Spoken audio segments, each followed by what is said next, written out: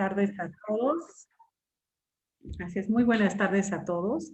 Les damos la más cordial bienvenida a esta nueva conferencia de AMAPSI y pues bueno, ya saben ustedes cuál es la mecánica, que primero unos 50, 60 minutos de exposición y posteriormente vamos a una fase de preguntas y respuestas.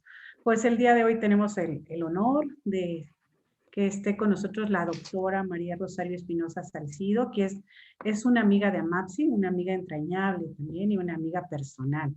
Pues me voy a permitir leer su semblanza curricular. Ella es psicóloga por la Universidad Nacional Autónoma de México, tiene 2 maestrías, una en terapia familiar por la Universidad de las Américas y otra por el Instituto de la Familia. Posee también especialidades en terapia breve, terapias narrativas por el Instituto Mexicano de Terapias Breves y por el Instituto Latinoamericano de Estudios Superiores de la Familia. Además, tiene un doctorado en investigación psicológica por la Universidad Iberoamericana. Es profesora, tutora y supervisora de la maestría en psicología de residencia en terapia familiar sistémica en la UNAM, en la FES Iztacala, y es responsable académica también de los diplomados psicoterapia sistémica en familias, psicoterapia sistémica en parejas y la prevención e intervención en familias con abuso de sustancias tóxicas. Ha sido profesora invitada en diversas universidades nacionales y extranjeras. Es fundadora y editora de varias revistas científicas, así como autora de diversos artículos y capítulos en libros nacionales e internacionales, y actualmente es secretaria del Consejo Mexicano de Psicología y también psicoterapeuta. Bueno, pues dejo con ustedes a la doctora María Rosario Espinosa, quien abordará el tema sobre narrativa y psicoterapia. Muchísimas gracias por estar y bueno, pues es todo tuyo el público. Muchísimas gracias, doctora María del Rosario. Tocaya querida, muchas gracias. En primer lugar, es un saludo cordial a todos los asistentes. Muchas gracias por su recibimiento. Le agradezco mucho sus palabras. Espero que estén bien de salud, que su familia también esté bien o se estén recuperando.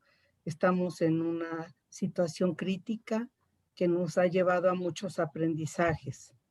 Y entre otros, creo que nos ha puesto muy activos a nivel académico e institucional.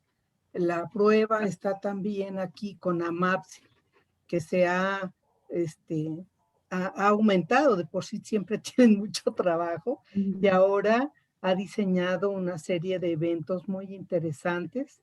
Me siento muy honrada que me hayan invitado, y estos eventos de veras tienen una cualidad formativa. Si bien son muy extensos, creo que intentamos dar algunos tips, algunas ideas, algunas recomendaciones para todos los asistentes. Muchísimas gracias por la invitación. Gracias. Voy a compartir pantalla para que empecemos a charlar.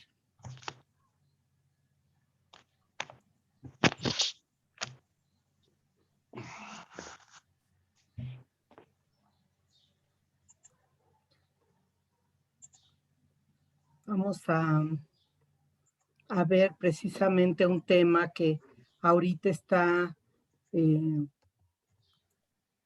como en boga, como de moda, aunque van a notar a través de las conversaciones o la conversación que vamos a tener hoy, que el tema de la narrativa y la psicoterapia tiene ya varios años que está en las diversas formaciones de todo el mundo.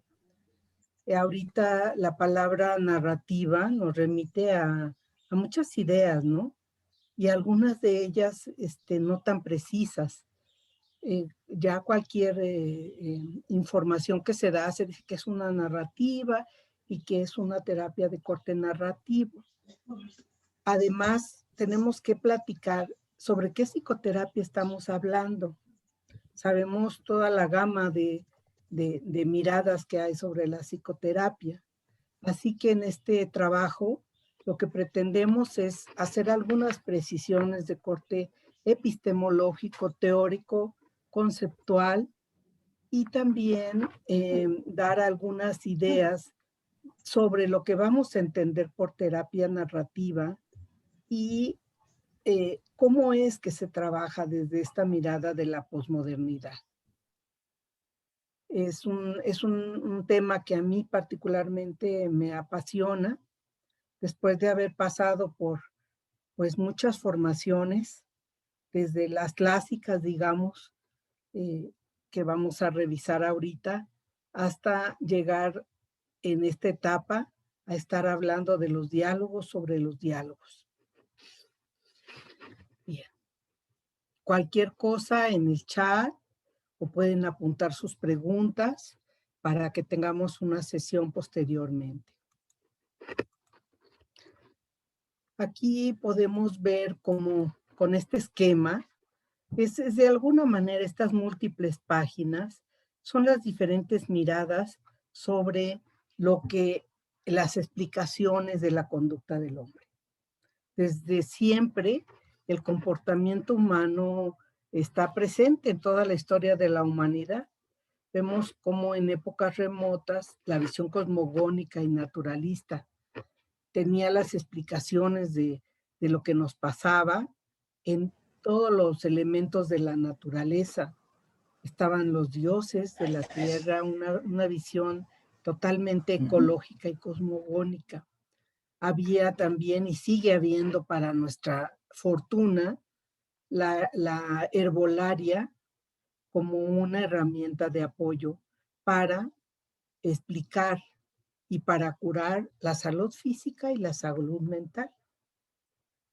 La magia también era como una parte importante que decía por qué tenía uno ciertas conductas, por qué estaba uno endemoniado o cosas así.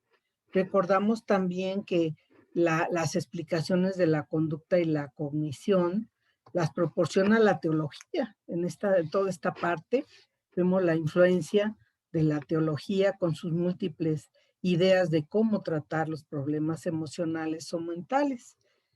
Posteriormente, y en base a diversos cuestionamientos que se empiezan a dar y de desarrollo de nuevas ideas, vemos que empiezan a entrar como desde la filosofía, por ejemplo, planteamientos sobre el desarrollo de los seres humanos.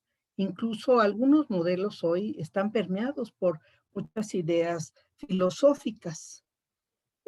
Vemos que está por aquí, con el desarrollo del positivismo, se da una gama de modelos o explicaciones de intervención para ayudar a las personas que tenían una dolencia del alma, se decía, ¿no? Una dolencia emocional, un problema mental. Aquí vemos el papel del psicoanálisis, tanto el psicoanálisis ortodoxo como todas las derivaciones y todos los nuevos modelos, bueno, nuevos entre comillas, que surgen con una mirada en el psicoanálisis. Vemos también y recordamos que hay una mirada médica todavía en esta parte que permea todas las ideas de intervención y de tratamiento. Pero tenemos que recordar que con la aparición del psicoanálisis, con Sigmund Freud, de alguna manera nos ayuda a desprendernos pues, de la filosofía, que incluso en México teníamos todavía el psicoanálisis, la psicología estaba pegada con filosofía, básicamente. Les agradecería si cierran sus micrófonos, por favor. Muchas gracias. Según Sigmund Freud, nos decía que el psicoanálisis era como un método para explorar los procesos que se daban de funcionamiento en el cuerpo y en la mente, y principalmente para explorar los procesos mentales.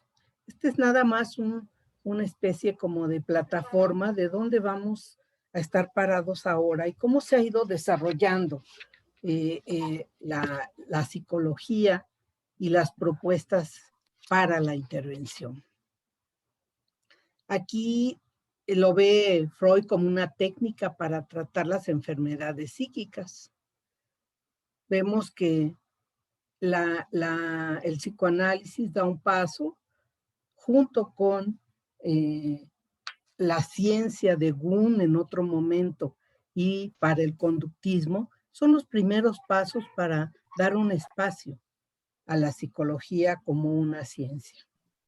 Encontramos después, en las décadas posteriores, otras corrientes, como por ejemplo el conductismo. El conductismo es un modelo que hasta la fecha es como que el que rige en muchas universidades. La FES Iztacala, de donde yo vengo, ahí se constituyó incluso como una escuela que rigió la currícula de muchas universidades de Centro y Sudamérica. Recordamos brevemente que el conductismo se basa en la teoría del aprendizaje y en el ambientalismo, donde el ambiente tiene un papel para la conducta humana. Es una corriente, como todos sabemos, que aborda a los individuos a partir de la conducta manifiesta y observable, entendida como relación entre un conjunto de estímulos y de respuestas. Esta visión del conductismo también presenta nuevos desarrollos. Por ahí está el neoconductismo, lo cognitivo-conductual como propuesta de intervención. El espacio de la psicología humanista y el enfoque gestal se caracteriza por una propuesta de Abraham Maslow y se basa en la creencia de que el ser humano debe ser considerado como un todo, aceptando que existen diferentes circunstancias, pero habla de la aceptación incondicional, las emociones y el papel de los comportamientos sociales. Aquí vemos que empieza a hablarse de subjetividad, pero de una manera diferente a como lo vemos en el psicoanálisis. La idea aquí, yo creo que ustedes ya se están poniendo palomitas, ya se están ubicando, tal vez en un modelo ortodoxo o en uno que ya es nuevo, donde se pueden dar ya composiciones, algunos retoman algunas ideas del psicoanálisis con el conductismo, es decir, hay modelos novedosos que están presentes dentro de la mirada del positivismo y tal vez con algunos avances. Lo mismo que los otros modelos alrededor de la época, a fines de los 50, empieza a darse una revolución a través de la Segunda Guerra Mundial en los Estados Unidos. Aquí llegan los soldados de la guerra con trastornos emocionales graves, el aumento de la esquizofrenia, y esto pone, junto con otros estudios sobre la teoría de los sistemas, la cibernética, la teoría de la comunicación humana y otras aportaciones de la lingüística, hace que se presente una revolución epistemológica, conceptual y, por supuesto, metodológica, que da por resultado a la terapia familiar sistémica. Aquí, como en los demás modelos, hay lo que llamaríamos nosotros los modelos clásicos y dentro de la terapia familiar sistémica y los novedosos. Más adelante voy a hacer un desglose que permita a ustedes tener esta especie de cuadro sinóptico, esta especie de síntesis que estoy llevando a cabo para encuadrar o para ubicar o para darle contexto para entrar a un modelo narrativo constructivista y del construccionismo social. Para dar un contexto general de los movimientos epistemológicos e históricos que se dieron durante estos modelos, les voy a presentar formas de pensamiento, explicaciones de la realidad, que son epistemologías, son movimientos que no solo afectaron a la psicología y a las intervenciones terapéuticas, sino a las artes, la literatura y la forma de pensar de todos nosotros. Hablo de la modernidad y la posmodernidad. Los modelos anteriores que escucharon podrían ubicarse dentro de la modernidad, dentro del método científico, dentro de la comprobación, dentro de la objetividad, la repetición de los fenómenos para considerarlos científicos, y de las verdades absolutas. La ciencia dura e incluso la psicología se le consideraba como una ciencia natural. Y vemos que todos los individuos se les daba como el mismo tratamiento, técnicas generales, explicaciones generales de cómo funciona, no sé, la psique, por ejemplo, o todas las cuestiones de estímulo-respuesta. Y pues había ahí prácticamente un sesgo con un reduccionismo tremendo que dejaba fuera muchas Me voy otras. a una vez.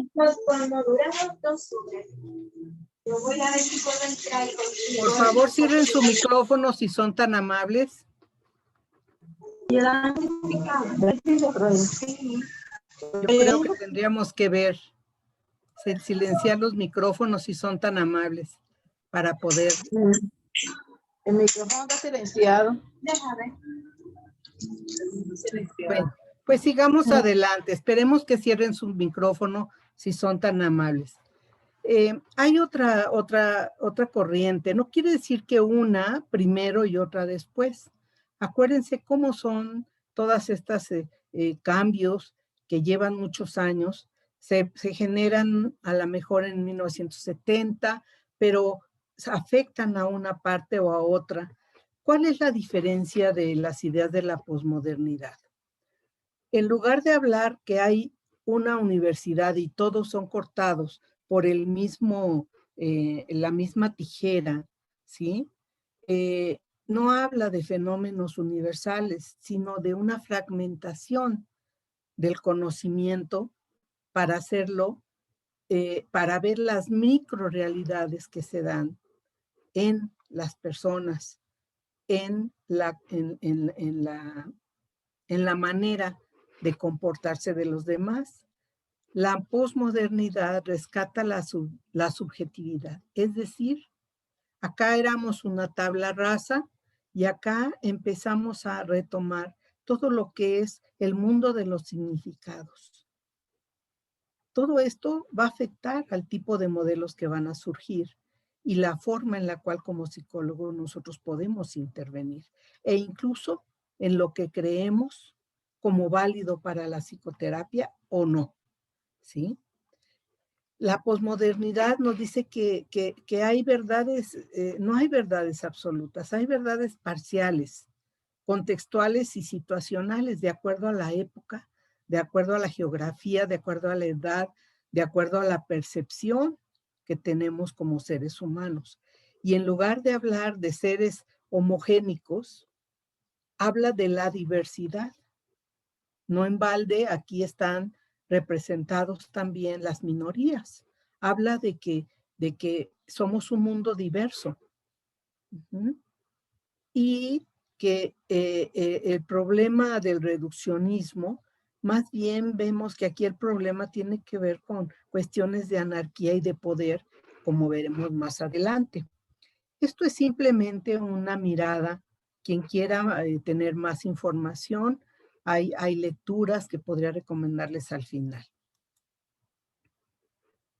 Esta parte es una parte que resume totalmente lo que genera o las consecuencias de pensar de una forma moderna o las consecuencias de pensar influenciado por unas ideas de la posmodernidad. Como es una ampliación de lo que les estaba mencionando hace rato. Aquí vemos, como decíamos, el método científico, y vemos que hay un desconocimiento del otro en el reduccionismo. Y en cambio, con la mirada en la posmodernidad, como que se da una revaloración de las contradicciones. Como no hay verdades absolutas, uno empieza a cuestionar las grandes verdades, ¿sí? A cuestionar no por cuestionar y, ay, eso no me gusta y es algo que no sirve, sino ¿por qué pienso lo que pienso? ¿De dónde viene lo que pienso? Lo que pienso, ¿qué efectos tiene en mí y en el otro? Se da una serie de cuestiones donde nos ponemos a preguntar, ¿por qué vemos como vemos la realidad y por qué manejamos ciertos modelos? Y si esos modelos nos están respondiendo. Bueno, pues a manera así, que me perdonen los grandes autores del construccionismo, de todo lo que es el modernismo, pero quise darles este contexto para darle después una ubicación a las ideas de la narrativa.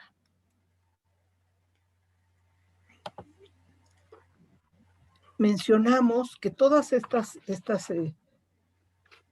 miradas, ¿se acuerdan que les presenté una diapositiva donde hablé de los modelos clásicos y novedosos dentro de mi mirada como terapeuta familiar sistémica y narrativa? Aquí encontramos que se da la terapia breve de problemas. Todos estos del lado izquierdo son modelos estratégicos, donde nosotros diseñamos las intervenciones. En la terapia breve de problemas en Palo Alto, California, con diversos autores como Paul Watzlawick, entre muchos otros, Jay Haley, no sé, son muchos autores que diseñan y creen en un enfoque sistémico, estratégico, en procesos que hay que romper los patrones para generar el cambio, para generar el cambio. El enfoque estratégico dice que, bueno, que sí hay una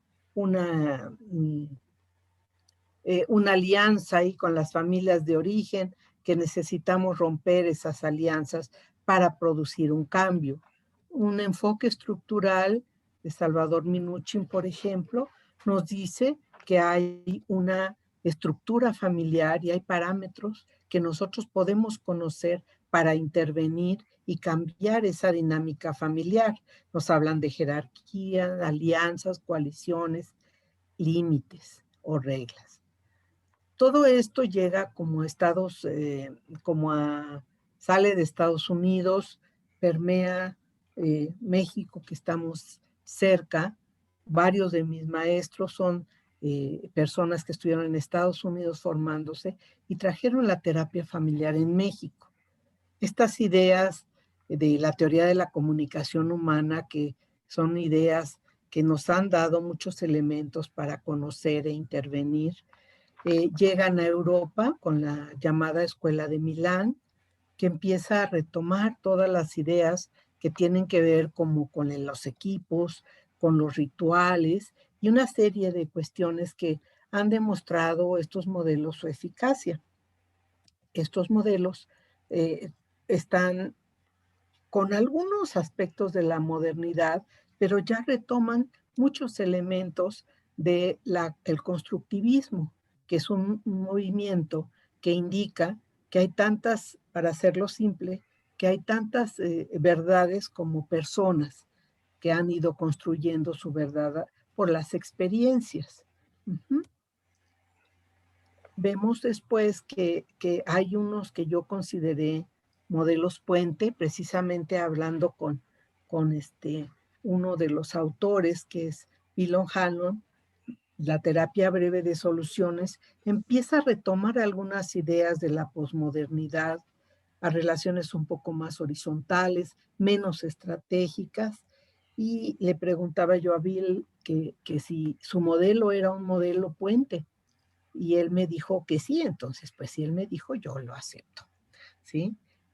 También en Italia empieza a darse todo esto de la influencia de la posmodernidad en incluir más la mirada del otro, tener la neutralidad necesaria para la intervención, menos estratégico que la parte que tenemos en la parte izquierda de su pantalla. Y vemos por aquí que el papel del terapeuta en estos modelos de la terapia breve e incluso en los modelos puente, es el papel del terapeuta es directivo, establecimiento de objetivos, elaboración de hipótesis y estrategias, ¿sí? Poco a poco se van perdiendo las estrategias acá en soluciones, en la llamada segunda de Milán, con Gianfranco Cecchin y Luigi Boscolo. ¿Qué es lo que le interesa a estos modelos? Pues le interesa definitivamente la parte de los parámetros, el ciclo vital, las estructuras, los patrones estructurales, entre otras cosas, ¿no? Vamos a entrar en materia. Del lado derecho están lo que yo llamo los modelos novedosos o los modelos basados en la posmodernidad. Aquí estos siguen ya, se dejan atrás las estrategias. Se establecen las ideas que ya no tenemos que estar reestructurando a la familia o reestructurando al otro, elaborando una serie de estrategias. Se pasa al mundo de las conversaciones, las palabras y los significados. Es una postura diferente que nos pone, como les decía, a cuestionar las explicaciones que teníamos antes. No se establece como los grandes modelos que vienen a sustituir a los otros, nada más lejos. Son enfoques que dicen que hay múltiples miradas, ¿se acuerdan? Que hay tantas realidades, pero la diferencia con el construccionismo social de este lado, donde está la narrativa con Michael White y David Epstein, ya esto es en Australia, el enfoque colaborativo, que es con Anderson en Estados Unidos y otras personas, y los equipos de reflexión que se dan en Noruega con Tom Anderson. Todo esto es un pensamiento que ya viene permeado con unas ideas que tienen que ver con la importancia de las narraciones, la importancia de las palabras y los significados. Estamos en un terreno donde lo que vale, lo que cuenta, lo que pesa es una cibernética de segundo orden, donde nosotros ya estamos como observadores participantes en aquello que se está observando. Todo observador percibe al mundo a través de los lentes de la cultura, la familia y el lenguaje. Aquí encontrarán autores como Foucault, Derrida, Jergen, Brunner, Bateson, entre otros. Estos empiezan a decir que los discursos de poder son los que nos influyen en lo que pensamos y hacemos. Establecen que la construcción social del hombre está en base a historias o narrativas. Como que aquí estamos ya entrando más al tema que propusimos al inicio. Espero que se estén interesando y no los esté yo cansando un poco con esta parte de la epistemología, pero creo que es necesario saber dónde estamos parados y qué es lo que nosotros estamos explicando de cómo se da el cambio. Dentro de los modelos narrativos, las premisas son la construcción social del hombre. La cultura y la identidad se relacionan y vamos a ver por qué. El papel del lenguaje es constitutivo de la identidad, de la personalidad, ¿no? Hay historias dominantes que rigen nuestro hacer, nuestra interpretación del mundo, y hay historias alternativas. Vamos a ver cuál es la función de ambas. Aquí hablamos de conversaciones internas y externas que se han vuelto rígidas, y esas son las que causan estas visiones cargadas y saturadas de problemas de nosotros mismos y de los otros.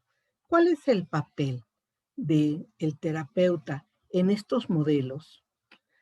El papel del terapeuta es ser curioso, es decir, preguntar, ¿cómo? ¿Por qué? Porque es una postura donde el experto es el cliente, el consultante. En las terapias estratégicas y en los modelos puente, el experto es el terapeuta. Pero contéstenme esto. Tengo aquí enfrente a Londra, a Junet, no sé, Giovanni, pero ¿quién es más experto en su propia vida? ¿Quién es más experto en tu propia vida, Londra?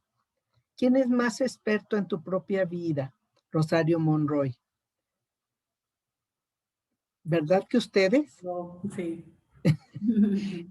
Entonces el consultante es el experto en su propia vida.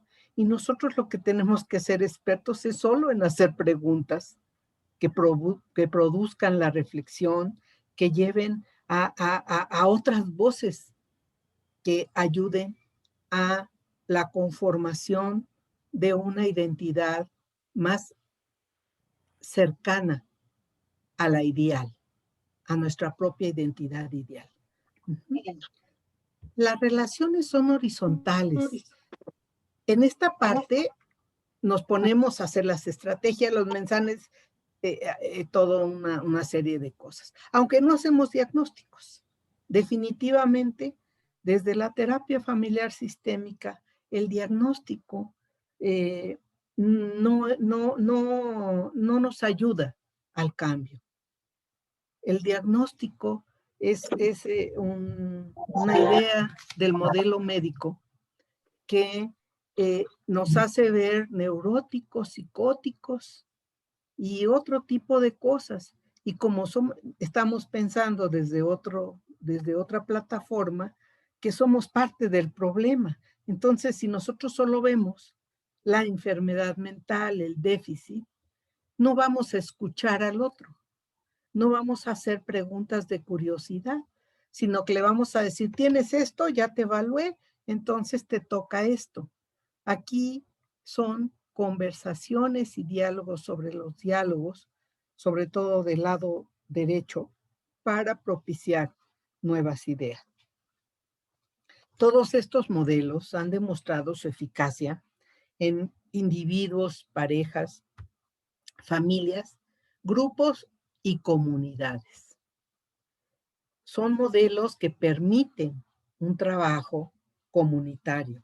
En la ciudad de Oaxaca estuvimos muchos años trabajando con comunidad desde la mirada de la narrativa, lo colaborativo y los equipos de reflexión. Vamos a ver la cara de los creadores de este modelo narrativo, que yo les estoy presentando como una invitación para conocer nuevas miradas. La posmodernidad o el construccionismo social no se establece como la mejor opción, la teoría, simplemente se establece como una metateoría más. ¿Por qué? Porque dice que todas las teorías y todos son construcciones sociales. Así que no habla de una mejor o otra peor. Y ustedes lo han leído por ahí, que todos los modelos son efectivos y que parte del cambio es la alianza terapéutica. Yo les voy a decir por qué me enamoré de estos modelos de la posmodernidad. Eh, Tengo una formación ya de hace tiempo y he usado pues desde cognitivo-conductual, enfoques humanistas, tengo una formación también en psicoanálisis, o sea, he pasado por muchos lados. Después me quedé mucho tiempo siendo una terapeuta sistémica, familiar sistémica, con los modelos de la izquierda que les presenté. Pero, y me fue bien, y di de alta, y bien. Pero cuando empecé a trabajar, después de una lectura de un libro que me llevó toda la noche y al otro día apliqué, y después de una formación, bueno, 2, 3 formaciones ya sobre estas ideas, empecé a notar que las respuestas de las personas eran tan diferentes. Me dijo una pareja que había visto años atrás, cuando yo era estratégica. Me dijo, ¿sabe qué, doctora? La otra vez que venimos sí nos ha ido mucho. Y sí, salimos adelante, nos dio de alta. Pero ¿sabe qué?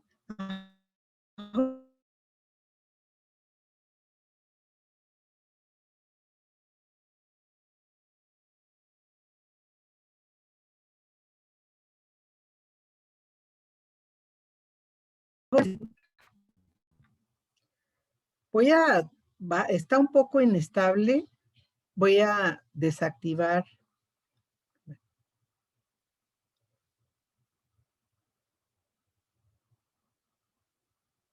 ¿Me escuchan, tocaya, Sí, sí, te escuchamos. doctora?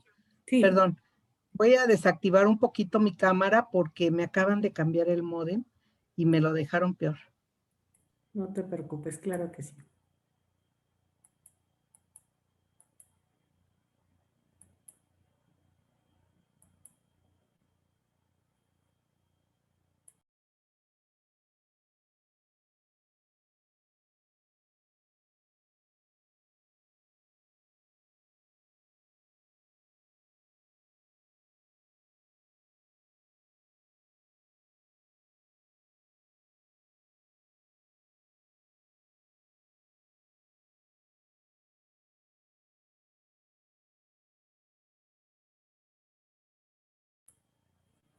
Sí, ahorita le comentamos que, porque ya nos escuchó lo que las parejas le comentaron, ¿verdad? Ahorita le pedimos que lo vuelva a repetir, Erika, con mucho gusto. Es que está cambiando la cámara.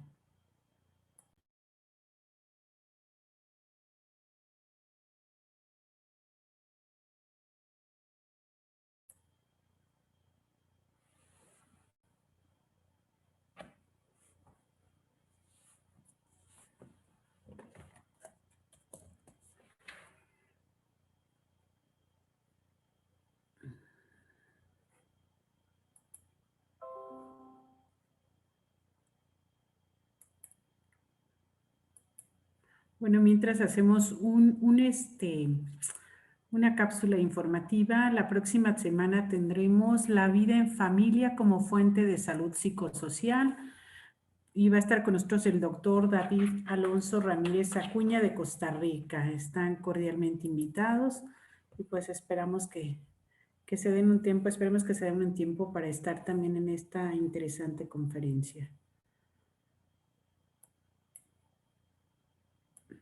Pues igualmente los esperamos el próximo viernes de 7 a 9 con la Escuela para Padres, conferencia de Escuela para Padres. Ya les estamos enviando la información y va a ser cómo apoyar a sus hijos para elevar su autoestima.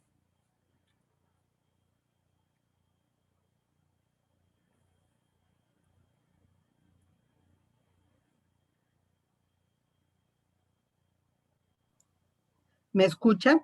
Sí, Disculpen, ¿eh? Tuve un pequeño problema técnico aquí. Estaba mencionando las parejas. Me sí. parece que hasta ahí se quedaron, doctora Sí. Monroy. Así es, sí, no escuchamos lo que te comentaron.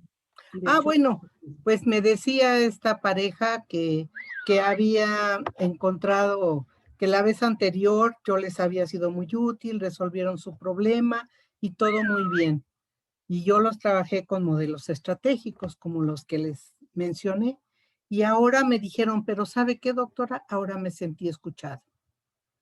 Creo que esa parte empecé a escuchar cada vez más ese tipo y más fluidez, más respuestas inesperadas por mí que me ayudaban a tener conversaciones más profundas, más en contacto con la persona y con su historia.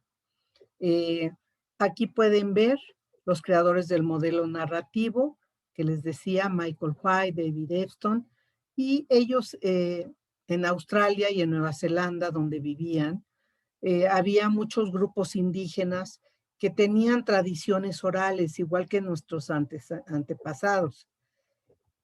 Pero también estaba el surgimiento de los grupos de homosexuales que eran discriminados, las mujeres que empezaban la lucha.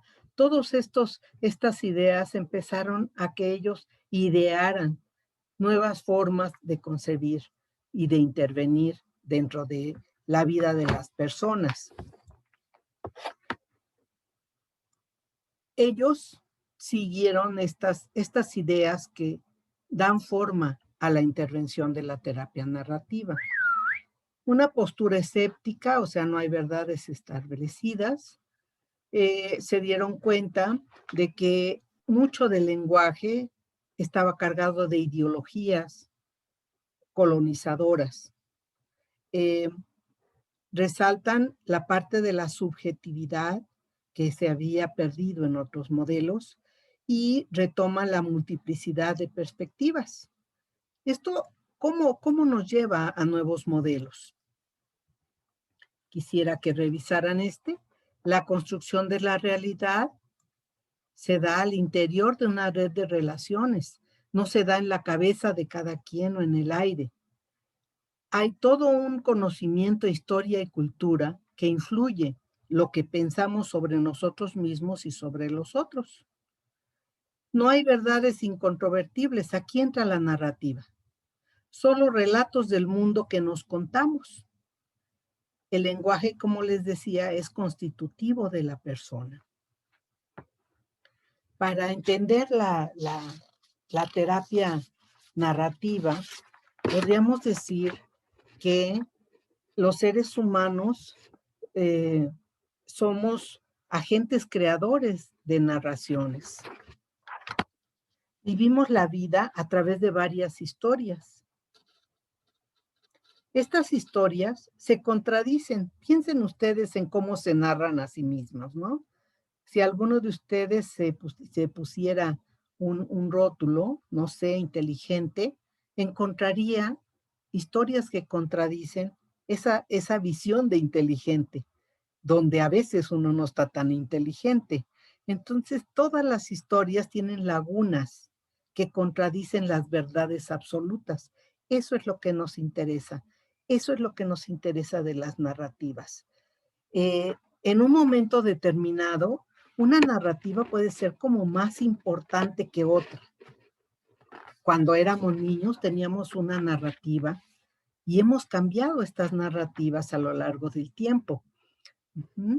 Aquí lo que podemos ver que siempre seremos capaces de generar historias alternativas que están ahí como ocultas, ¿no? Dentro de las dominantes están ocultas y precisamente estas historias son las que tenemos que volver a narrar o renarrar para generar nuevas historias exentas del problema o no saturadas del problema.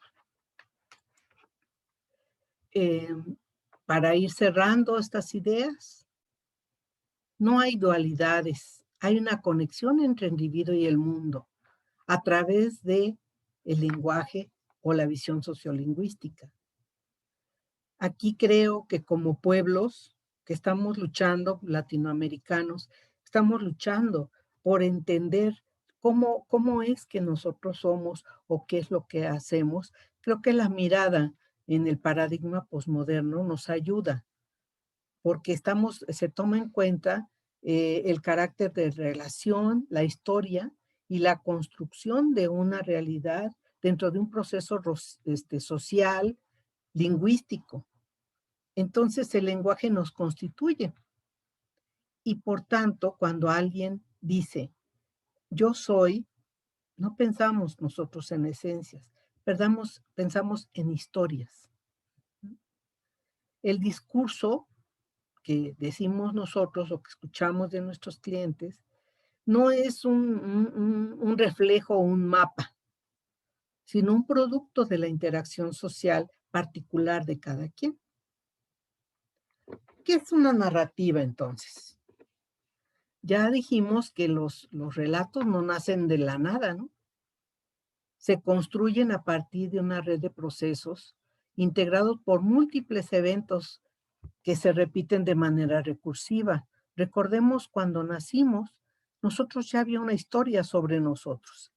Al menos, si iba a ser niña o si iba a ser niño, ya había una historia de comportamiento, un discurso dominante por ahí, que poco a poco va entrando en nuestras vidas y vemos cómo empieza a formar una identidad definitiva sobre nosotros. Pero, ¿qué es una narrativa? Yo los invito a que vean que una narrativa no es nada más una plática de quién soy o algo así. Son cosas que tienen que ver con mi vida y mis emociones.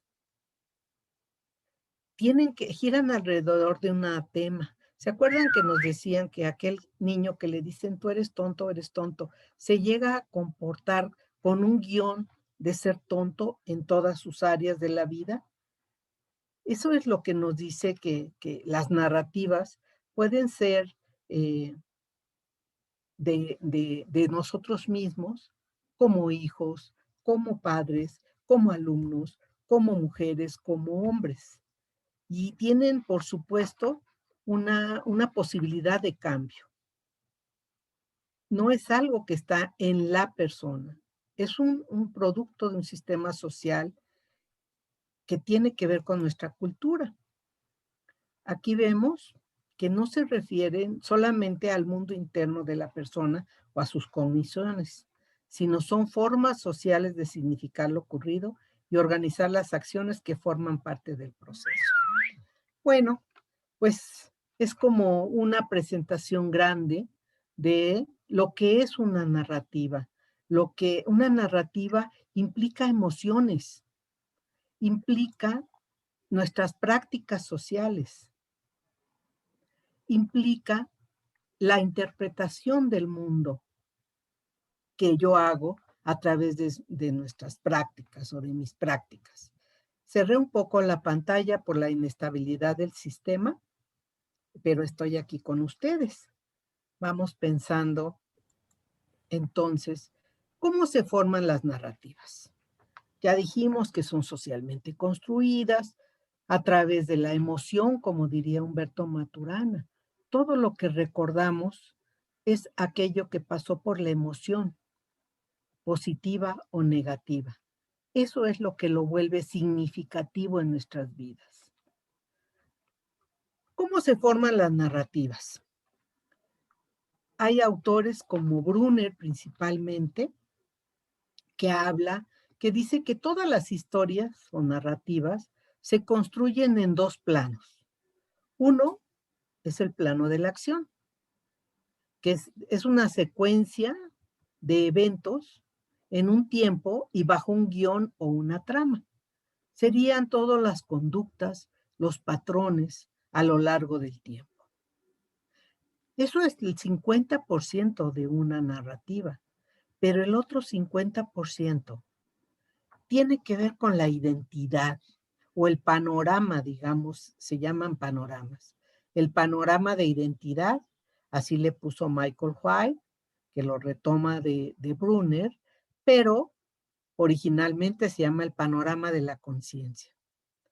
Nosotros no solo hacemos cosas, tenemos propósitos, valores, esperanzas, creencias, sueños, expectativas, compromisos, ideales. Estos dos llegan a conformar una narrativa. Espero que ustedes estén pensando cuáles son las narrativas que les dicen que ustedes son como son o que la vida es o debe de ser de tal manera. Yo creo que podemos pensar que esa verdad o de empezar a dudar de esa certeza, porque el relato es una representación escogida de la realidad y que no permite ver otras narraciones de quiénes somos también. Este modelo y las narrativas tienen que ver con la identidad. Por eso para mí fue la respuesta que no me dio el psicoanálisis con la cultura. Porque si me dice cómo se forman las narrativas, me van a decir cómo deconstruir narrativas.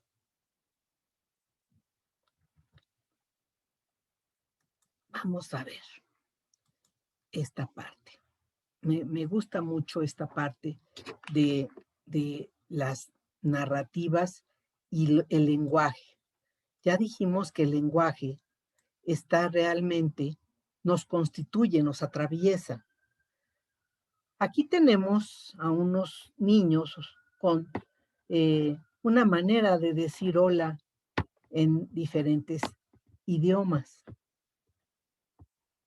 Pero si nosotros les preguntamos qué significa hola para cada uno de ellos, te van a dar explicaciones más allá de un saludo. Te van a hablar de vivencias y de situaciones que pueden ser, que no, eso es lo que nosotros tenemos que preguntar. Todas las vivencias solo tienen sentido porque poseen una historia. Hay historias que no se han platicado mucho en la terapia y cuando nosotros en la conversación dialógica rehistoriamos, las personas encuentran nuevas conexiones, nuevos significados y nuevos sentidos a muchas de las cosas que han vivido. Las personas cuando cuentan sus historias son los protagonistas. A veces cuando estás dando terapia, los alumnos o los alumnos en formación te dicen, bueno, es que yo soy una buena persona. Ah, sí, y luego, ¿y qué más?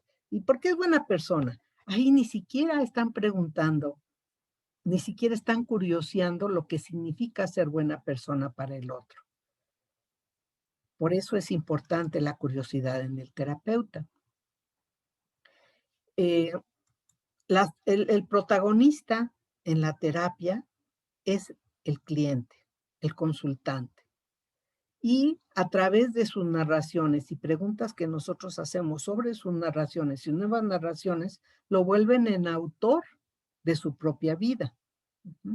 Por eso hablamos de que la terapia es un proceso de reescribir la historia. Y aparecen nuevas explicaciones y nuevas ideas. Las personas somos hermenéuticos, siempre estamos interpretando la realidad, dando explicaciones para darle sentido a las situaciones. Aquí encontramos que el lenguaje y los significados son nuestra materia para entender, para lenguajear, para dialogar con el otro. ¿Cómo voy de tiempo? Sí, vamos muy bien. Perfecto, Adelante. perfecto. Muchas gracias. Ya hablamos entonces de que hay muchos modelos que tienen bases epistemológicas que determinan el hacer del terapeuta y lo que cree el terapeuta, ¿sí?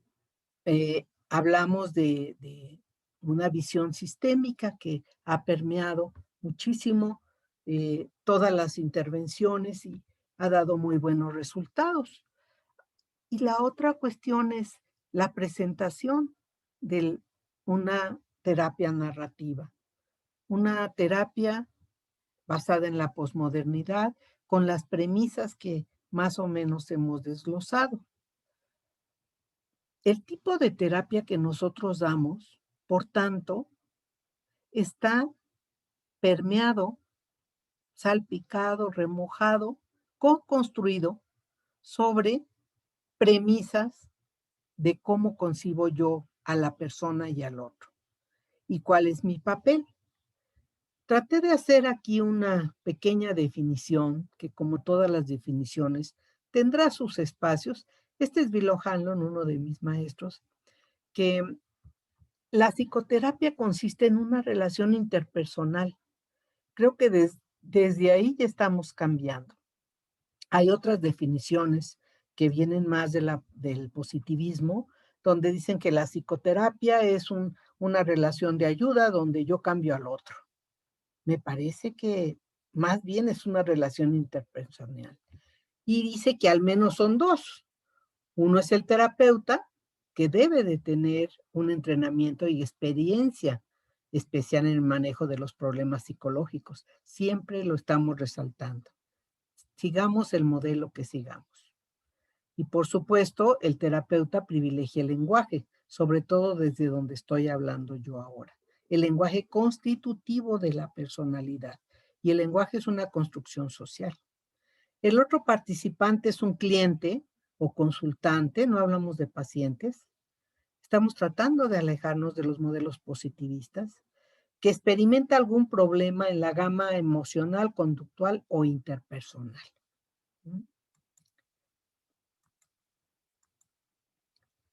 Entonces, podríamos decir que la psicoterapia es un proceso conversacional sobre pensamientos, conductas y sentimientos con el objetivo de aumentar el bienestar y la calidad de vida de los que solicitan nuestros servicios. Ahí como que ya nos estamos haciendo parte de una conversación. Ya no estamos viendo al otro como que yo sé y el otro no sabe. El otro tendrá un problema, pero, o una narración que lo está afectando. Pero yo lo único que sé es dialogar, porque no sé lo que el otro sabe. Debo de ser un experto en indagar, en curiosear, en preguntar, en propiciar respuestas reflexivas. No quiere decir que no asumamos una postura política. En varias ocasiones, el terapeuta puede hacer una serie de preguntas y en un momento dado asumir una conducta, una postura política y ética sobre un hecho. Como por ejemplo, si empiezo otra vez a moverme, voy a cerrar la cámara. Disculpen este imprevisto. Mañana me peleo con la compañía de teléfonos nuevamente. La idea entonces es de que tengo una oportunidad de dialogar, pero para eso debo de aceptar la diversidad. Siempre estamos pensando algo sobre el otro, pero si dejo de escucharme un poco más a mí y soy más curioso con el otro, voy a tener respuestas insospechadas que me van a hacer reflexionar a mí y realizar también preguntas de corte reflexivo que propicien la reflexión en el otro. ¿Con qué objetivo? Pues generar nuevas versiones. Así que sé que los que están aquí son personas muy competentes, muy preparadas y que seguramente tendrán ahí sus modelos preferidos. Yo es solo una invitación que estoy aquí haciendo para que reflexionemos en base a lo que hemos estudiado, en base a lo que yo creo que creo. ¿Alguna vez me lo he cuestionado? Sería bueno ver, ¿no? ¿Cuáles son en esta propuesta de psicoterapia las premisas epistemológicas que regirán mis intervenciones. Piensen, ¿sí? Si yo tengo un enfoque positivista, tengo una concepción de la terapia, una concepción de los problemas y una concepción del cambio y una concepción de cuál es mi actuación. Si tengo una mirada holística, sistémica, también voy a ser afectado por esas creencias. O si casualmente yo tengo algunas ideas que rigen desde la construccionismo social, que la realidad es construida socialmente, en consenso, etcétera, también voy a hacer diferentes premisas. ¿Qué tipo de relación, en base a mis premisas, estableceré con el otro? Una relación vertical, donde soy muy amable, muy respetuosa, muy propia, pero yo sé lo que tú tienes. O emito juicios de valor y le digo, ¿y qué pasaría si fueras menos irrespetuosa con tu mamá? O sea, yo ya estoy ahí diciéndole al otro cómo debe de vivir su vida. Ujú. O podría yo adoptar una relación horizontal. Yo sé, por supuesto, pero lo que no sé es lo que el otro sabe. Puedo hacer hipótesis, pero no casarme con las hipótesis, sino preguntar. Si yo veo en una relación, por ejemplo, de violencia o en una relación donde las mujeres exitosas se convierten en sumisas y lloronas, o los hombres se fugan con la huida o el ataque por las premisas de género, claro que voy a asumir una postura política y voy a cuestionar, pero ¿qué voy a cuestionar? Voy a cuestionar las verdades establecidas que avalan la violencia o las verdades establecidas que avalan las premisas de género que oprimen al hombre y a la mujer, ¿sí? ¿Y qué tipo de relación estableceré con el otro? Horizontal. Es decir, convierto mi conversación en preguntas de corte reflexivo, de curiosidad, y no me tengo guardada la técnica 8 bajo el brazo para, para dejársela caer, ¿no? Sino que a través de los diálogos se van construyendo nuevas premisas y nuevos significados. El tipo de conversación, yo estoy interpretando al otro. Si el otro me dice, yo lo que quiero es tener una mejor relación de pareja, ¿ya entendí? ¿Qué quiere decir el otro con una mejor relación de pareja? ¿Por qué no pregunto? ¿Sí? ¿Por qué doy por hecho? O en la segunda o tercera sesión, ay, pues ya estoy mejor, doctora, fíjese que ya casi no he discutido, me siento más tranquila, ay, qué bien, y le pongo una paloma. Pero ¿por qué no pregunto qué significa la tranquilidad para esta persona? ¿De qué manera la tranquilidad que ahora tiene cambia su visión de sí misma? ¿Cómo afecta o no la tranquilidad su relación de pareja? ¿Cómo afecta o no la tranquilidad su relación sobre la mirada que ella tiene sobre sí misma? ¿O qué dicen los demás cuando la tranquilidad está en su vida? ¿Qué ven los demás en ella? ¿Cuál será su futuro con esta mirada tranquila que ahora está descubriendo en ella? ¿Se fijan el tipo de conversación que se tiene? En base a lo que me está diciendo, estoy indagando y le hago preguntas de acción, como vieron en el panorama. ¿Qué vas a hacer? ¿Con qué frecuencia fue? ¿Cuántos días tranquilos tuviste? ¿Quién estaba? Todo eso. Pero también le pregunto, esta relación que dices que ahora la ves más tranquila y que significa que tienes esperanzas, ¿qué tipo de esperanzas tienes? ¿Cómo te acerca a tu ideal de relación? Ya estoy haciendo preguntas de identidad. Uh-huh. Y luego, ¿cómo saber que estoy haciendo una buena terapia? Lo pregunto. Puedo decir un discurso, una serie de preguntas y luego decirle, perdón, ¿esto que dije tiene sentido para ti? Ujú. O, oye, esta sesión, ¿qué te llevas? ¿Vamos por el camino que tú quieres? Y la persona sabe, yo no sé, yo pregunto, ¿sí? Si la persona en la siguiente sesión, mi primer pregunta que yo siempre hago, son las preguntas que si mis alumnos que me están oyendo aquí, algunos por ahí ya dicen otra vez Rosario con lo mismo, pero en la siguiente sesión yo pregunto, ¿qué recuerdas de la sesión anterior? La persona me dice por dónde vamos y qué le está interesando. ¿Y qué oyó? Es posible que yo le haya hecho una súper ahí conversación y la persona oyó algo que yo ni me acuerdo haber dicho.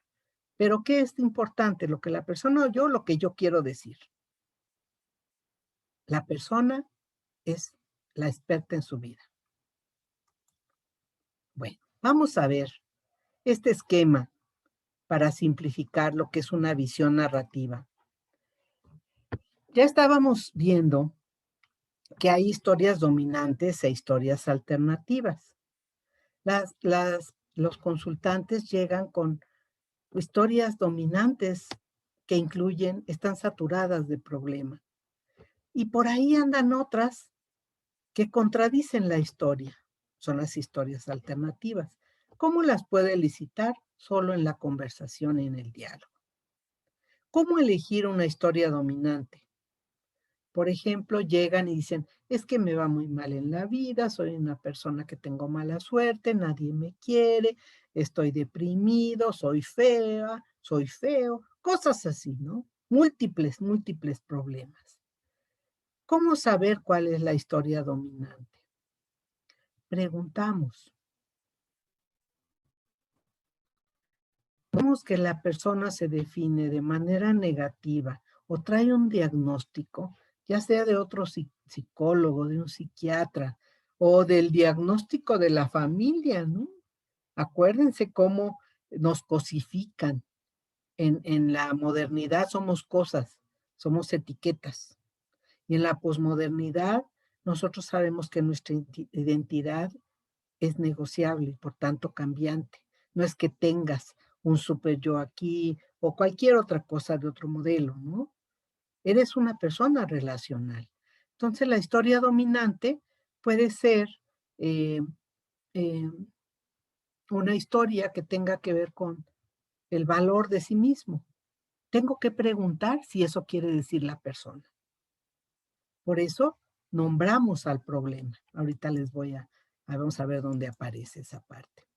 Ya dijimos que el lenguaje es constitutivo de nuestra persona, de nuestra identidad. Por tanto, el lenguaje no es inocente y hay que hablar sobre el lenguaje y los significados e interpretación que el otro da a los hechos, a las experiencias, a las situaciones, del sí mismo y del otro. Como decía yo, el problema es el problema, la persona no es el problema.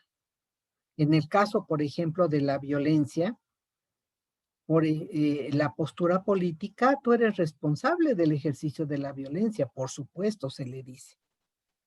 Pero le pregunto, ¿de dónde sacas la idea que los hombres pueden gritarle a las mujeres? ¿Qué de tu vida es importante para ti y que explica que tú ahora creas que se puede gritar a las mujeres? Estoy cuestionando el sistema de creencias de esta persona. No estoy eliminando la responsabilidad del ejercicio de la violencia. Uh-huh.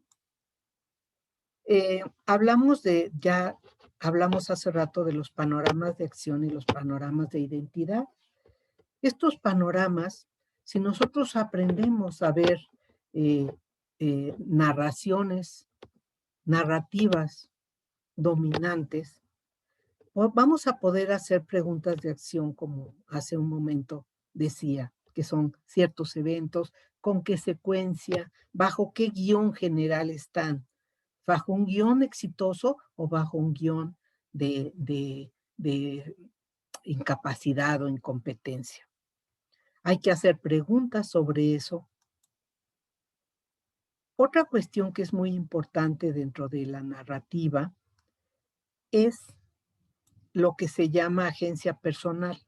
Hay palabras que a mí luego no me dicen nada y las quiero tratar de traducir, pero la agencia personal realmente es cuando la persona siente que tiene control sobre su vida, que toma las decisiones después de ver las opciones y saber que puede.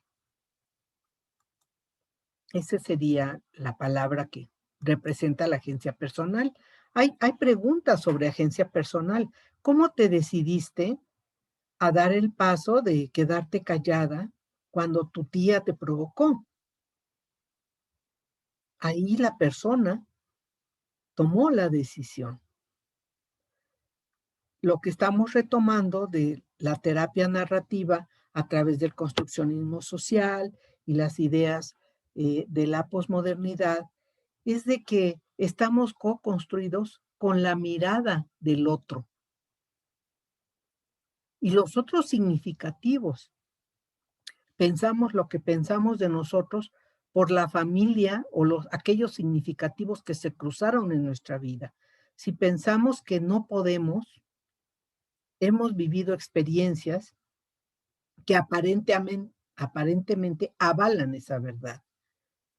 Pero tenemos que cuestionar esas verdades establecidas y ver lo que sí somos y que no hemos significado o resignificado. La importancia de los testigos externos, por ejemplo, si yo le pregunto, ¿quién se dio cuenta de que no te enganchaste, que no decidiste callar ante la provocación de tu tía? Ah, pues yo creo que mi hermana, porque mi tía ni siquiera es una mujer, esto y lo otro, ¿no? ¿Y qué vio tu hermana? ¿Y qué crees que haya pensado tu hermana al verte tranquila y no enganchada? Y si decidieras adoptar esta parte de ti misma que estás ahora experimentando, ¿qué crees que pase en el futuro con tu relación con la tía? ¿O qué tan orgullosa te vas a sentir o no de ti misma? ¿Sí? O por ejemplo, los niños que tienen miedos y los monstruos y los atrapan y todo, porque estas terapias que les estoy diciendo son para todo tipo de problemas. No es nada más para un problema.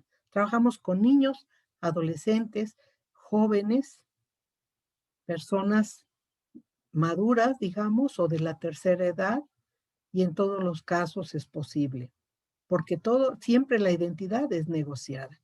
Siempre, no es que la gente sea así, no hay esencias. Y podemos pedirle a un niño que salió vencedor de la caca traicionera o la pipí que le moja el pantalón, o los monstruos que lo atacan en la noche, o la oscuridad tenebrosa que le da miedo. Podemos pedirle que relate su experiencia de cómo venció a esos monstruos delante de otros niños o sus primos, o que haga cartas, en fin, ¿no? Una serie de cosas o dibujos.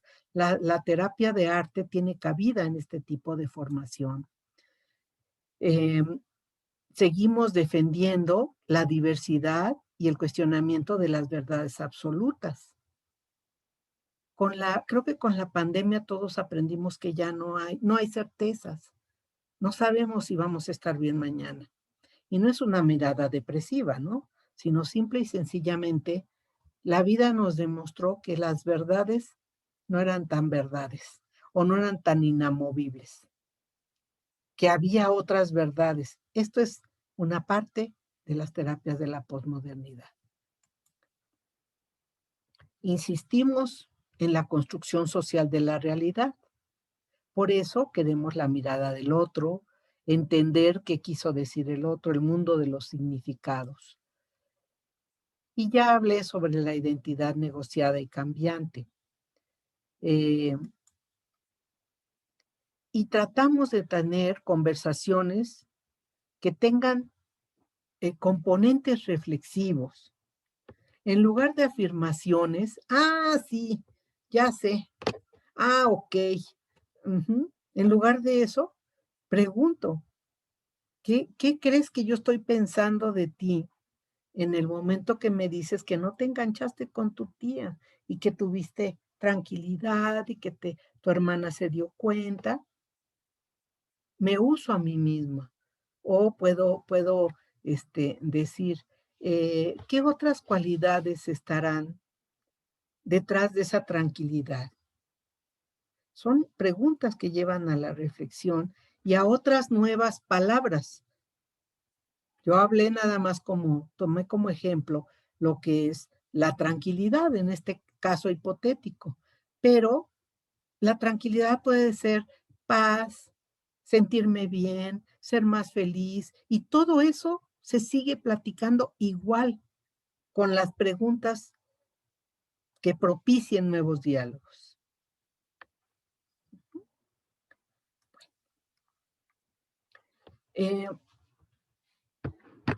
Como estamos cuestionando las verdades absolutas donde nos dicen que somos tal cosa, y nosotros no lo creemos y ya estamos viviendo bajo ese guión, que pueden ser premisas sobre salud o sobre belleza, ¿sí?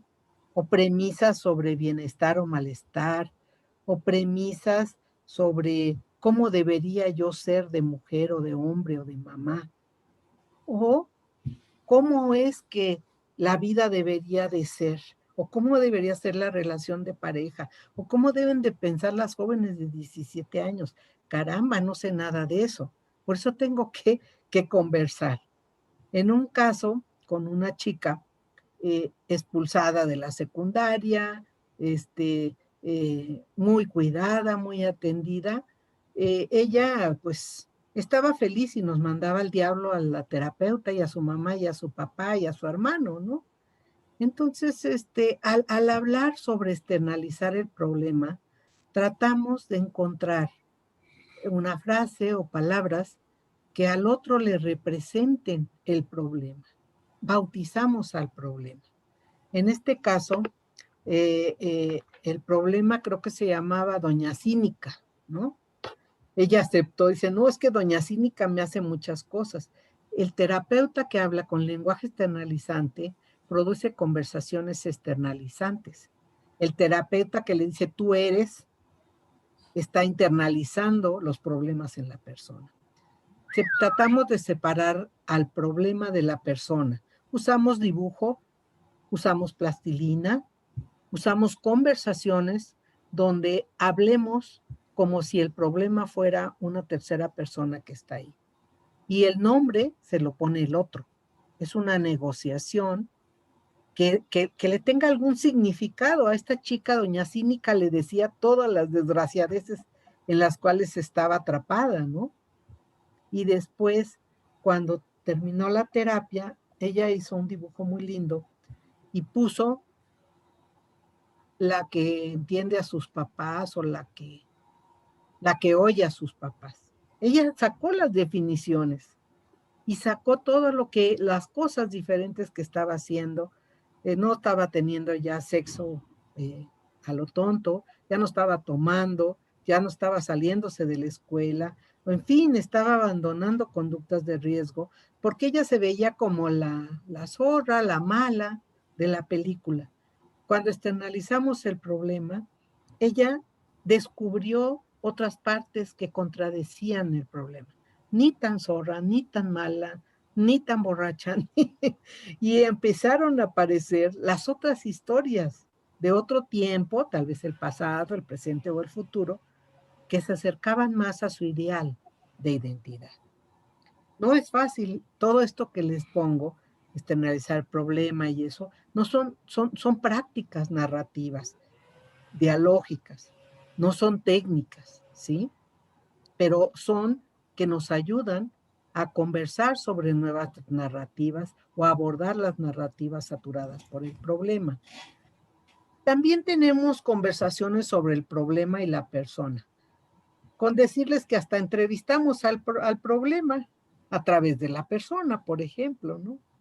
O le preguntamos ¿Qué hace el problema con tu vida? ¿Qué hace con tu escuela? ¿Qué hace con tu mamá? ¿En qué las afecta? ¿Cómo los afecta? ¿Qué te hace pensar de ti? Y ahí van saliendo las palabras que dan la conversación. Y como ya dijimos que todas las personas, que todas las narraciones tienen contradicciones, le hacemos preguntas cuando de repente aparece un evento extraordinario o algo que contradice la historia de terror. Le decimos, oye, me dijiste que ya no estás diciéndole mentiras a tu mamá, que ya la mentira no te está atrapando. A ver, platícame. ¿Qué pasó? Bueno, es que ya mi mamá merece que yo, no diga mentiras. ¿Cuándo fue la última vez que lograste vencer a la mentira? Y empieza a decir lo que hizo. Son las narraciones que están escondidas y que no han tenido la fuerza para imponerse como una historia dominante, exenta del problema. Como ven, nos la pasamos preguntando. También tenemos una serie de mapas conversacionales y conversaciones de andamiaje. Por ejemplo, tenemos mapas de reautoría. Cuando nosotros hablamos, ¿qué haces? ¿Cómo lo haces? ¿Qué significa para ti? Todo. Y preguntamos sobre las cuestiones de esperanza, sueños y todo. A veces dos de arriba y uno de abajo de este mapa, estamos haciendo narraciones y renarraciones de esta persona sobre su propia vida. Y esos mapas de reautoría son muy complicados. Mis alumnos a veces les batallan un poquito para entenderlo, porque más que una técnica, son una serie de conversaciones donde utilizamos el pasado, contrastamos con el presente y hacemos preguntas de futuro. Tenemos mapas de remembranza, porque si decimos que estamos co-construidos con la mirada del otro, si yo les preguntara a ustedes, ¿quién fue en su infancia la persona más significativa que las amó muchísimo? ¿Ustedes pensarían en algún familiar o en algún maestro vivo o muerto? ¿O en algún vecino o en algún párroco? Depende su vida. Y yo haría conversaciones sobre esa persona y sobre la mirada de esa persona en ustedes. Y luego la traería al presente para que les diera consejos a ustedes de qué cualidades verían ustedes que para resolver tal o cual problema. Cuando hablamos de mapas de posición 1 y posición 2, incluimos conversaciones de andamiaje o preguntas de andamiaje. Por ejemplo, está un problema y luego le preguntamos los efectos de ese problema sobre todas las áreas. Y luego le preguntamos si eso es algo bueno o malo en su vida. Es la evaluación que hace la persona de esa situación. Y luego le preguntamos cómo lo justifica o por qué dice lo que dice. Cuando estamos en la posición 2, tenemos un evento extraordinario. Por ejemplo, decir la verdad. Decir la verdad. Oye, ¿y en qué áreas de tu vida estás diciendo la verdad ahora? No, pues en la escuela un poquito. Ah, sí, platícame ese poquito. ¿Con quién sí de la escuela? Pues con la subdirectora que me llevo muy bien. A ver, ¿cuáles son las verdades que ahora estás trabajando con ella? ¿Qué opinión tendrá de ti la maestra Juanita ahora que se da cuenta de que estás hablando con la verdad? Uh-huh. Y luego después pondría yo, bueno, ¿y eso es bueno o malo en tu vida? ¿O cómo lo ves? ¿Lo quieres dejar? ¿Lo quieres quitar? No, yo lo quiero dejar porque quiero que vea que ya cambié y todo. Uh-huh. ¿Y por qué te gustaría que ella te viera como una persona que dice la verdad? Ahí está otra pregunta de andamiaje, que es la justificación. Vamos a seguir adelante. Sé que les estoy dando en una hora un modelo muy complejo, pero pues son ejemplos de conversaciones y narrativas. ¿Qué podemos? También usamos cuentos, cartas y otras metáforas. Hay un artículo que se llama Mujeres exitosas que sufren por amor. Me llegaron como 5 mujeres con doctorados o con maestrías o especialidades llorando por amor. Trabajamos cartas contradiciendo las premisas de género en sus vidas y fue una experiencia maravillosa. Es un artículo que anda por ahí en un libro en Chile. Cartas, por ejemplo, las cartas que tienen que ver, por ejemplo, puedo tomarte como ejemplo tocallita, ¿sí? Sí, claro que sí. Para una pequeña carta, ¿no? ¿Cómo no? Estimada doctora María del Rosario Monroy, en la plática de este día me sorprendió mucho que hubieras logrado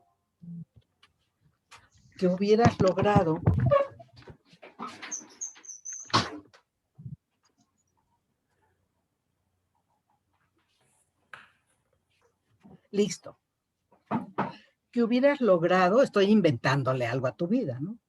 Sí. Que hubieras logrado encontrar la respuesta para trabajar la tristeza abrumadora. Me pregunto, descubrimos que hablar es una herramienta, que jugar un poco a las cartas te ayuda, que leer un buen libro te ayuda a ser más tú y no dejarte atrapar por la tristeza abrumadora. Me pregunto, para la próxima sesión, ¿qué otros descubrimientos habrás encontrado para nuestra próxima sesión? ¿Sí? ¿A poco no es bello? Sí. Bueno, pues más o menos así es como trabajamos. Y bueno, el uso de documentos terapéuticos. Ya ven que a nosotros nos dan constancias, nos dan credenciales que dicen fulanita de tal o fulanito de tal es. Imagínense esa carta como documento terapéutico que le acabo de inventar a la doctora Monroy, ¿no? Imagínense la fuerza de hacerle un diploma a un niño que logró vencer a los monstruos de la oscuridad, enumerando todos los logros, o un diploma que acabamos de hacer en una supervisión a una señora que logró vencer la violencia regañona que ejercía en su matrimonio y redescubrir tantos recursos en ella que la hizo sentir muy bien con su diploma. En su vida le habían dado un diploma. Hace rato ya hablé sobre las conversaciones ante testigos externos. Nosotros trabajamos en equipo. El equipo es un testigo externo de lo que está pasando. Creo que en AMAPSI, aunque con otras ideas, trabajan mucho la mirada del otro en equipo para algunas situaciones. Me acuerdo en un trabajo que presentaron en Sudamérica, creo que estábamos en Colombia. Y otra cosa usamos para propiciar nuevas narrativas. Los seres humanos somos ritualistas. Utilizamos rituales, pero no rituales que me saqué de un libro porque creo que vale la pena. No, son rituales que se generan o que tienen que ver con la persona que estoy hablando. Con un motivo de cumpleaños puede ser un pretexto para un ritual y que sea testigo de los nuevos logros o se afiance un avance, ¿sí? Hay otro artículo por ahí que tengo de trabajo con una chica grafitera y que se metía de todo y utilizamos muchos rituales y ceremonias y ella hizo las invitaciones para su cumpleaños con graffiti en invitación, ¿no? Entonces son una serie, se usan los recursos del otro, los valores del otro, los principios del otro, las conductas del otro exentas del problema. Yo quiero finalizar esta pues breve exposición con una frase. Se supone que esta es una huella digital que tiene que ver con la identidad. Y aquí estamos, siempre buscando nuevos espacios, nuevos derroteros. Dentro de las diversas narrativas, somos seres multinarrados. Y quisiera cerrar con esta idea. La identidad no es algo interno ni algo inmutable. Tenemos múltiples identidades. La identidad es negociada en los contextos sociales mediante las prácticas narrativas significativas. Y me faltaría agregar, y la mirada de los otros significativos, incluido yo mismo. Muchas gracias. Muchas gracias a ti. Les pediría a todos que abrieran sus micrófonos para darle un aplauso muy grande a la doctora. Muy interesante. Muchísimas gracias. Bravo, excelente. Muy bien. Muchas gracias. Muy interesante este tema. Si hay alguna pregunta por parte de ustedes, para el micrófono abierto.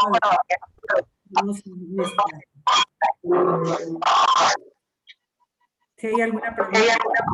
Ernestina, adelante Ernestina, y por favor los demás, si pueden apagar su micrófono. Me gustaría saber si la narrativa está implícita en la terapia de la teoría de la praxis. En parte está implícita. ¿Sí se escuchó? Sí. Bueno, pues no soy muy experta en la teoría de la praxis. Me gustaría que alguien de ustedes que son expertos en eso, porque no sabría decir exactamente cuáles son las premisas. Sé que tiene premisas filosóficas, la teoría de la praxis, sé que también tiene algunos principios conductuales, pero pues no quisiera yo, no la conozco del todo, entonces no sé si esté considerado. Qué estúpida, ¿por qué se pone a preguntar eso?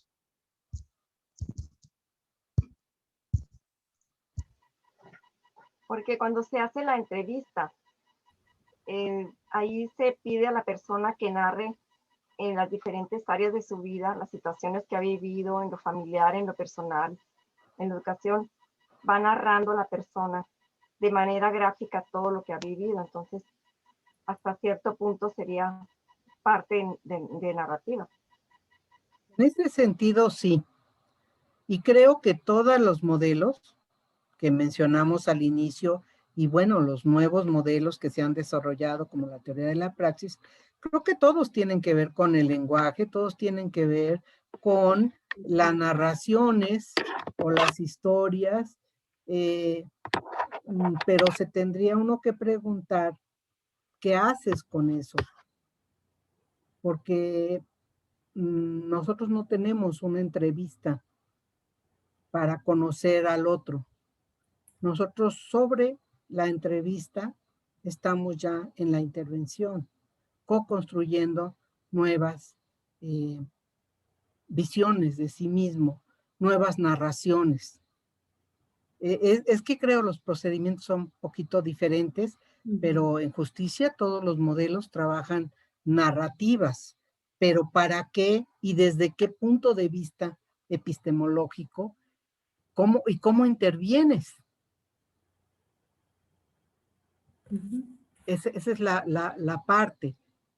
Aclaro que todas las terapias son útiles, todas son buenas, todas funcionan, pero ¿desde dónde están parados epistemológicamente? ¿Consideran que ustedes son estratégicos, la teoría de la praxis? Estarían entonces con unas premisas un poco diferentes.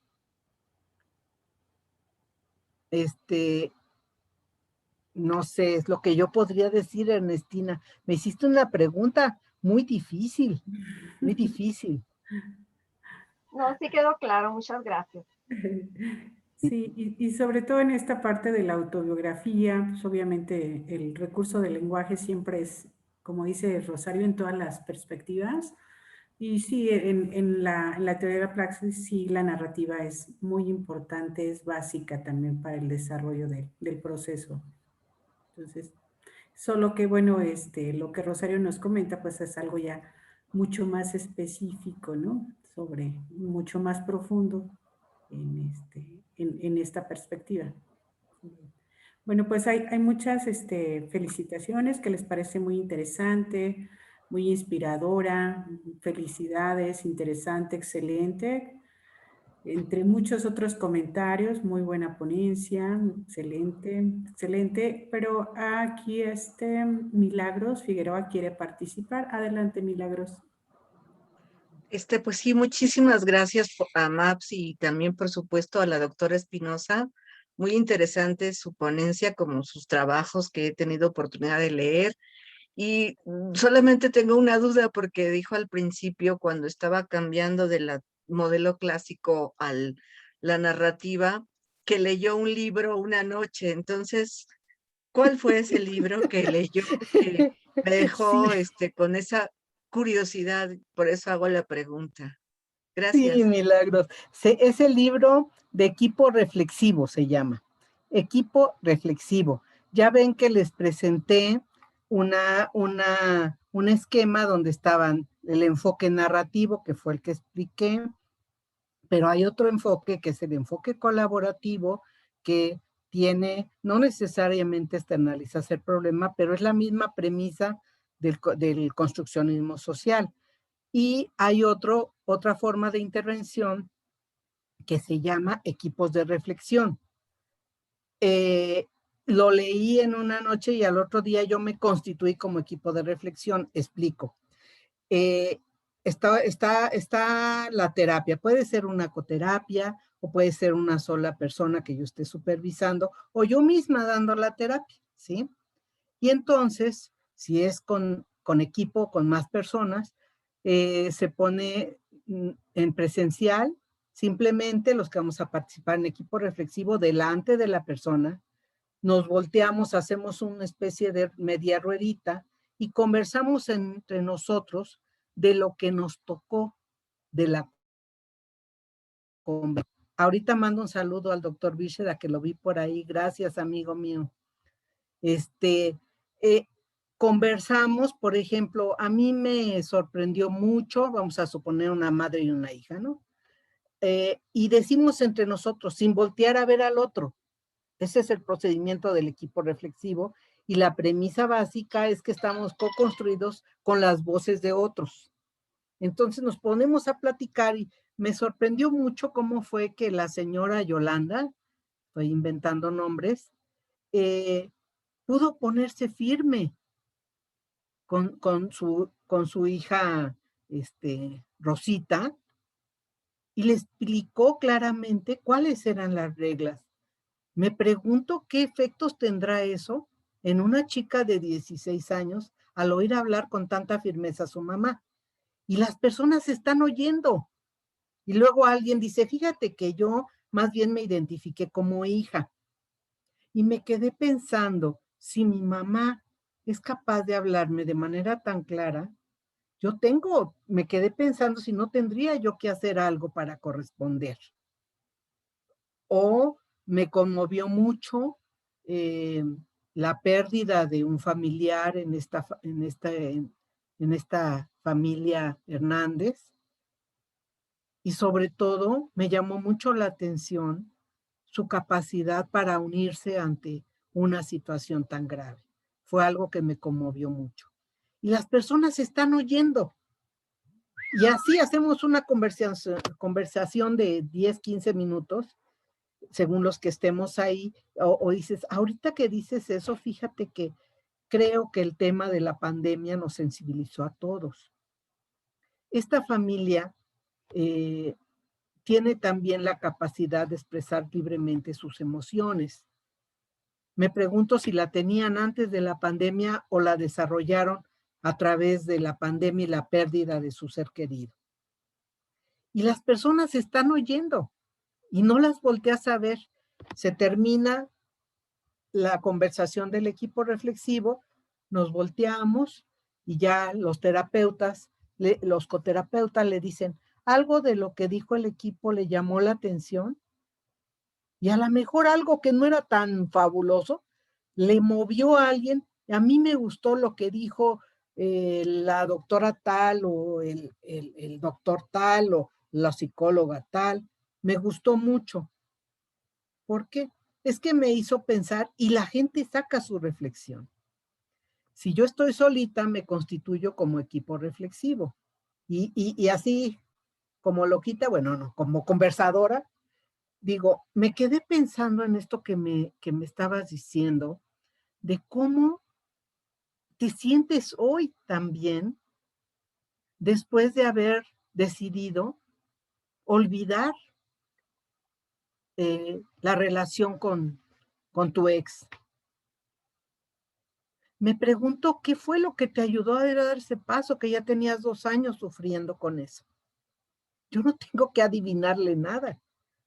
Y la persona me dirá o no, o me quedé pensando qué influyó, tal vez saliendo de la terapia la vez pasada, se te iluminó el cerebro o tu corazón se puso más, latió más rápido. Platícame, ¿qué pasó? ¿Sí? Me estoy usando yo como equipo de reflexión. Entonces, ese libro es de Tom Andersen, noruego, que ya falleció. El equipo reflexivo se llama. Y creo que es Ajá, PAI2. sí. Muchas Bueno, pues, gracias. Bueno, Muchas pues gracias. eso era más o menos la idea. Hay unos sí. libros básicos que tal vez a ustedes les puedan servir. Son medios narrativos para fines terapéuticos de Michael White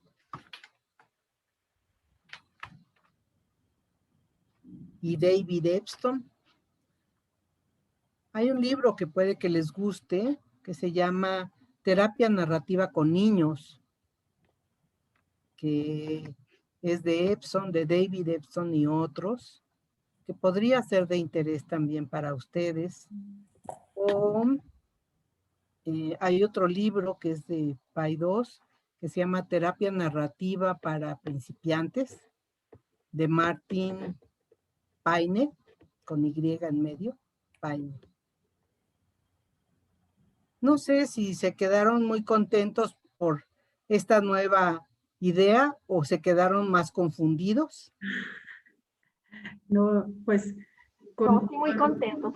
¿verdad? Con ganas de Muchas seguir gracias. aprendiendo sobre este tema. Pienso que principalmente sobre esto, pues aquí hay muchas felicitaciones. La doctora Marisela Osorio dice que felicidades, siempre temas muy enriquecedores. Eso. Hay una duda, que ¿dónde se puede localizar tu escrito, tu artículo sobre mujeres exitosas llorando por amor? ¿Que sufren por amor? Que sufren por amor. Pues yo lo tengo, pero creo que lo tengo que escanear. No sé si te lo haga llegar a ti, a Sí, Mapsi. por Tocaya. favor. Y lo podemos subir a la biblioteca de AMAPSI y ahí lo pueden buscar. ¿Qué te parece, Rosela? Me parece muy bien, nada más me acuerdas para escanearlo Con porque muchísimo gusto, claro que sí. muchas gracias a la doctora Marisela Osorio. Ella tiene una formación también en terapia familiar sistémica. Muy buena terapia. Ay, no, por favor. Muy No bien. estoy en...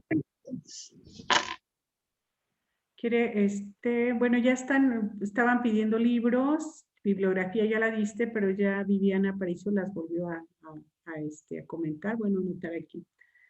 Me quedo muy contenta por tener otras opciones para terapia, exactamente, o sea, otros recursos, ¿no? Que efectivamente nos acabaste de dar. Milagros Figueroa, sobre las preguntas, ¿usted recomienda algún libro o algún curso que usted imparta?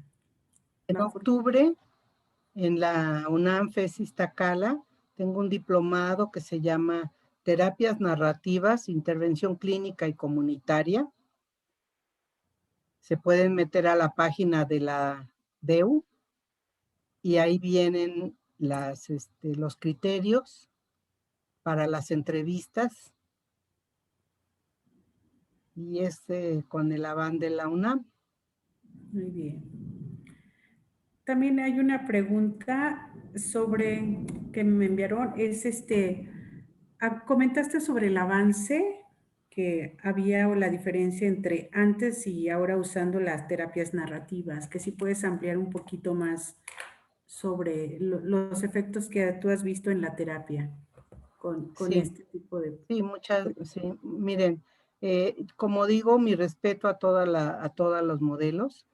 Todos funcionan, todos son útiles, pero yo me siento mucho más cómoda trabajando desde la perspectiva del construccionismo social, las terapias narrativas o colaborativas, porque me da más satisfacción porque no tengo que estar interpretando lo que el otro dice, sino que pregunto. Y las respuestas son más ricas que lo que yo hubiera pensado, y eso que soy imaginativa. Y aparte, he desarrollado varias prácticas narrativas. Hay un mapa de los amigos y enemigos que es una estrategia didáctica y al mismo tiempo la uso con mis pacientes. He desarrollado muchos escritos de acuerdo a las diferentes personas. Entonces me despierta mi creatividad y no la pierdo pensando en la estrategia de la técnica número 8, ¿no? Porque cuando nosotros iniciamos estamos como deseosos de las técnicas y las técnicas. Creo que la mayoría de nosotros es lo que sentimos que nos va a salvar ante la complejidad de la conducta humana. Pero yo ahora me siento tan cómoda en el diálogo que tomé un curso hace unos 2 años con Jacob Seikula, que es un terapeuta ya más allá de lo que estoy diciendo. Es los diálogos sobre los diálogos, ¿no? Y nos presentó sobre pacientes esquizofrénicos. Entonces yo era muy lejos, hasta el sur, y me vine en Uber. Pues fui conversando con mis choferes del Uber, conversando nada más. Y sacaron cada cosa, uno de ellos se tuvo que orillar para quitarse las lágrimas que le produjo tanta emoción la conversación.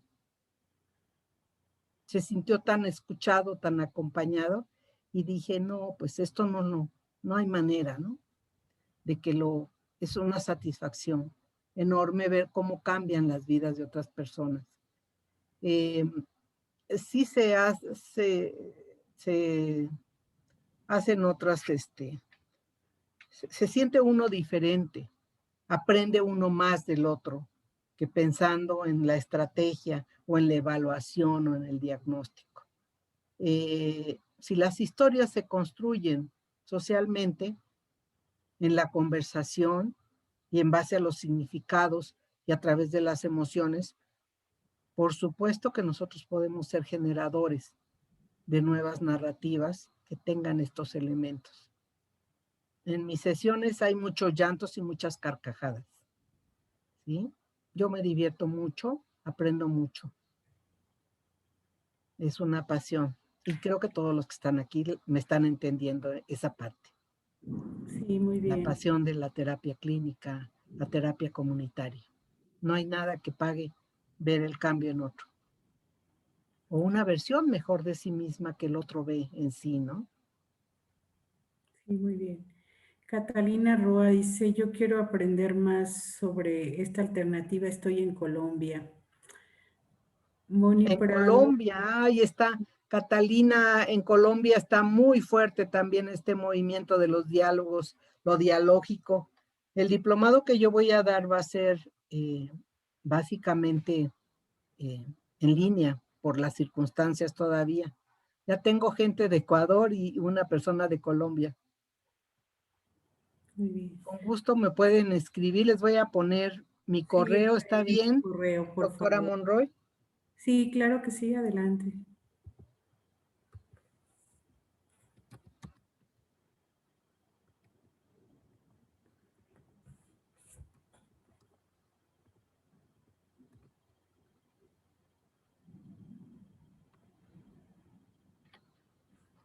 Bueno, pues Muy bien, y pues excelente ponencia, dice Moni Prado. Gracias, maestra Rosario, por compartirnos su conocimiento y enamorarnos más de nuestra profesión. Muy Muchas bien. gracias a todos por su paciencia, por el acogimiento siempre amoroso. Doctora Rosario Monroy, tocallita, y gracias a todos. No, muchas Gracias, gracias a ti. doctora Rosario. Muchas Acá gracias. en el Estado de México, gracias. Muchas Muchísimo gracias. gusto a todos. Sigamos cuidándonos y nos vemos en la próxima conferencia de AMAPSI. Muchas Así es. gracias. Como Bueno. no, con mucho gusto. Sí, les presento la próxima conferencia, La vida en familia como fuente de salud psicosocial, y estará el doctor David Alonso Ramírez Acuña de Costa Rica. Pues Perfecto, se lo recomiendo, es buenísimo, Davidito. Sí, muchas gracias, Rosario.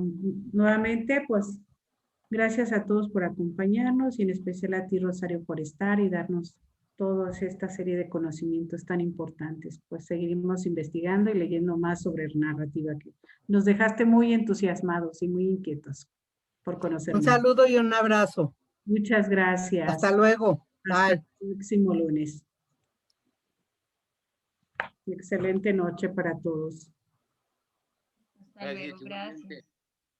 Igualmente. Gracias, igualmente. Bye. Hasta luego. Un saludo a todos. Hasta luego. Bye. Desde Muchas Colombia. gracias.